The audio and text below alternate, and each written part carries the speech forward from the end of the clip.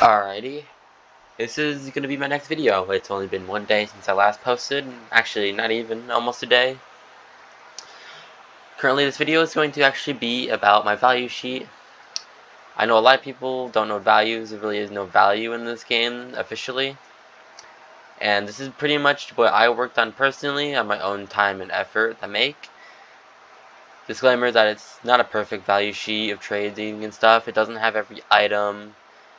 So you can either take this list very seriously, you can completely ignore it and keep trading how you are.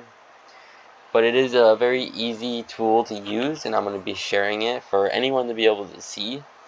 So far it was only in the Discord to be able to view. But now if you look at this video, you will be able to actually see what things are roughly listed where, and what is more rare than what. I won't go through every single item. That would take me quite a while, and I don't really want to waste everyone's time. So you can look for your own item throughout the section. I'll explain a couple of the different factors here, but other than that, I think I'm just going to get right into it. Starting off at the very start are the demands. Based on the colors you see here on the demand, is how good or bad it is. Starting with the gray is non-existent demand.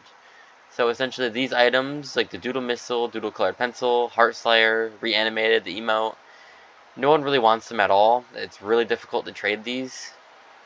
Just overall, they're not really wanted at all. They're kind of this dead weight overall. But they can be quite rare.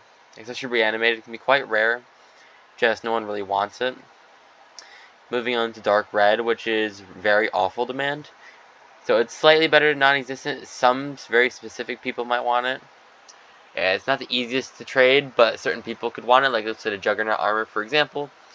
Most players who are higher up don't really want to trade for this ever, but let's say newer players, for example, will definitely want to trade for this. It is a very good armor for newer players.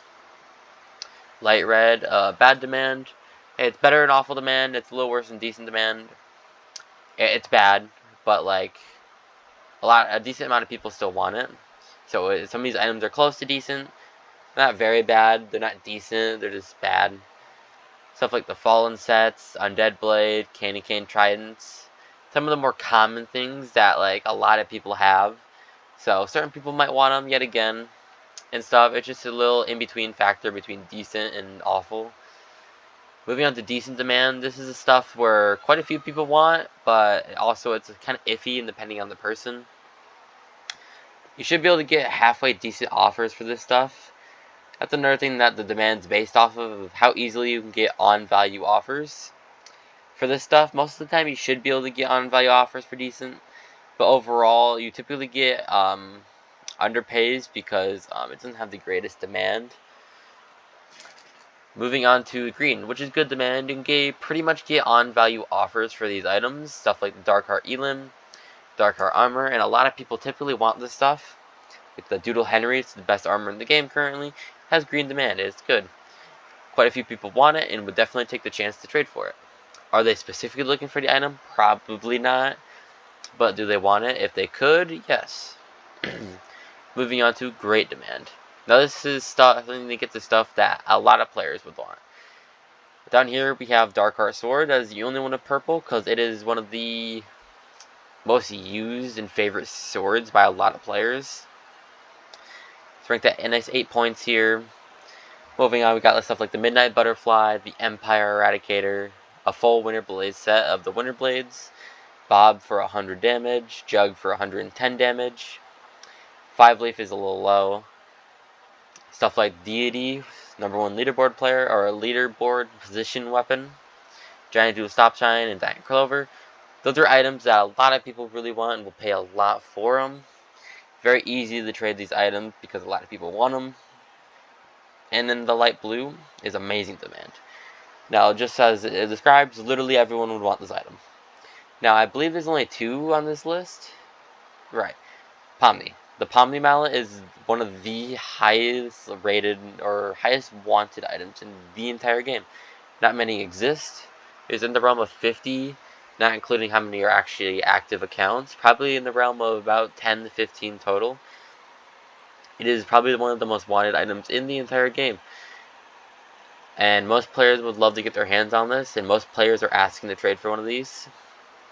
And then the Midnight Bayonet, the rarest item in the game. Technically, or it will be the rarest item in the game. Giant Stop Sign is down here, but that will be re-released. But we do have the Midnight Butterfly. Only 7 exist, and it has rarely ever been traded. Everyone would love to get a chance to trade for this item, because it, like I said, the rarest item in the game. I don't really want to go through all these other items, by the way, like I said. But that is it for the demand. I don't really want to go through all these other items, like I've said. But I will go down here with the point system for cereals, which is just what number is on your weapon. For the Winter Blades, it depends on color. Red's the most common color, then it goes purple, the next most common. Orange next, green, blue, and then yellow is the rarest color, and there's only 290 exists versus like 350 exist. More points, this means that less of them exist. For the bubble wands, pretty much it goes from being worth about a Doodle Henry or a Midnight Karambit to about a Demon or about a Winter Blade, a Red Winter Blade. Depending on every about 14, I think it's supposed to be 15 cereals. You'll get 1 extra point every 15 lower cereals. If you're trying to do a royalty, every 2 cereals is 1 extra point. Goes from your 100 to 150. So it can go anywhere from about a Clover Karambit all the way up to Doodle RPG. It's like in between this area here. Moving on, we have something like the Eraser. Every 1 cereal is 2 extra points. So it's the higher number you have, the smaller amount of more points you get. And this is kind of the common trend. Every 1 cereal is 36 more points. Goes from 700 up to 1500 for cereal number 1. For Bob, we got from 800 to 1800, depending on the cereal. From Jug, we got an extra 1000 from the lowest cereal to the highest cereal currently. Same thing with 5 Leaf, for an extra 1000. Giant Tool Empire, an extra 1000. For Giant Tool Stop Sign, it's 1200. And for Giant Clover, 800. The reason I did it for these two is a little different than the 1000, because only 8 of these exist, and only 12 of these exist. Giant Tool Empire is 10. 5 Leaf has 14, I believe. And for the rest of them, I did about 1,000, give or take, is how high or low I think these can pull, and how much I've asked other people what they would kind of pay for these. Overall, it's pretty much everything I wanted to explain. I will leave this up here for a good minute if you want to screenshot this right here to be able to see all this. Same thing for up here. If you want to be able to see, all of this, you can take a screenshot. I'll leave it up here for just a moment. But anyway, I do hope you enjoyed this video. I will be trying to make more like this about helping players. This will be my value list sharing video, I guess, whatever I call it. Anyway, peace out.